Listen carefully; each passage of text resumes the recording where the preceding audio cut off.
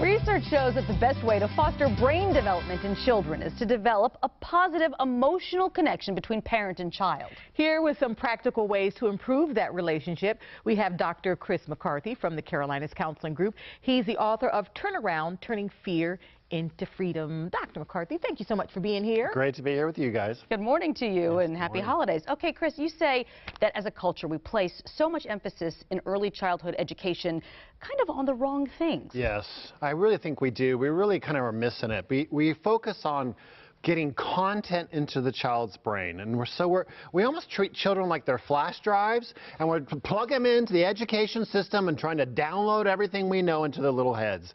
And we are missing the relational component, which research shows is the #1 component that's needed to develop the child's brain.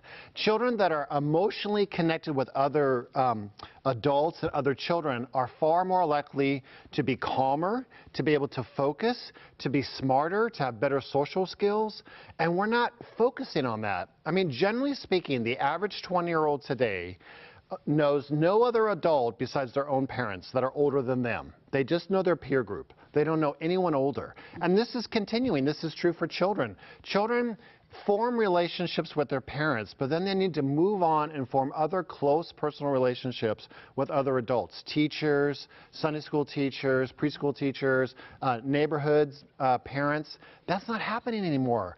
We've basically become a fragmented society where these children are not emotionally developing relationships, and it's affecting them. Some research shows that ADD, ADHD is more a result of this than other things. That they're not forming these relationships, and therefore the brain doesn't learn to calm itself emotionally, and when they move into primary school years, their brains are not neurologically connected the way they could be, because they haven't had those relationships. So we don't have to worry so much about drilling them on math flashcards and all that kind of stuff. I was thinking about a friend who every night at bedtime they do flashcards. Well, some children need that when they get older and stuff, but what you really want to focus on is how is this child feeling about their experiencing? Are they relating to their teacher? Most children, when they go to school in those early years, do not like school. And it's because we've taken the emotional, relational component out of school. For example, most school districts do not allow their teachers to touch children. They cannot touch a child, they cannot hug a child, they have to be very distant with a child. That is not in a child's nature. A child's nature, when they connect with you, they want to hug you, they want to, touch you, they may want to hold your hand, and we're saying no.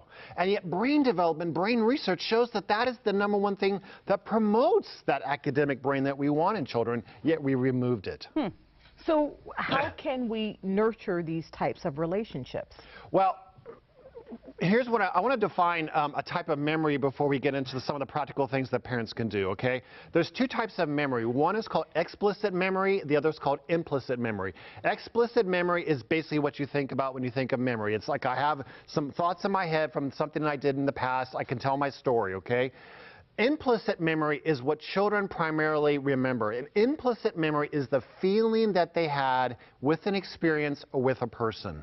And that positive relational feeling is what really contributes to brain development, okay? So a child goes to school. What you want is that child to really bond with that teacher and to really have a positive emotional experience with school. Yet most children are not having that happen. So their implicit memory when it comes to education is not positive, it's negative. Their implicit memory when it comes to adults is not positive, it's negative in many cases. Not all, but many cases. So what you want to do as a parent is you really want to emotionally connect with your child. From birth all the way through, I mean really continuously, because it doesn't stop. But really birth through 5 years old is probably the most important time to really get in there and emotionally connect with that child, okay? And how do you do that? Okay, so one of the things you can do, I used to teach parenting classes that this is exactly what we focused on for 10 weeks. And a quick exercise, lay out some toys in your den, okay? Spend 15 minutes per day with one of your children and call it a special playtime. And in that special playtime, you sit on the floor and your job is a couple things. #1, Track your child's behavior. Oh, I see you're going over there and you're getting that toy, and that's really important to you. You want to play with that doll right now, or you want to play with the Tonka truck or stuff like that. So basically, pay attention to them, watch their eyes, watch their facial expressions. What are they telling you when you look at them? Many parents, they think they look at their children, but they really don't. Mm-hmm. They don't establish eye-to-eye contact. They don't really connect with their children. So first, track their behavior, pay attention to what their face and their body language is telling you. Second, reflect those emotions back to that child. Oh, you're really happy when you play with that truck. Oh, you really feel good about that. Or you're frustrated that you can't get those pieces together. That really frustrates you. That teaches you to pay attention to the emotional state of that child.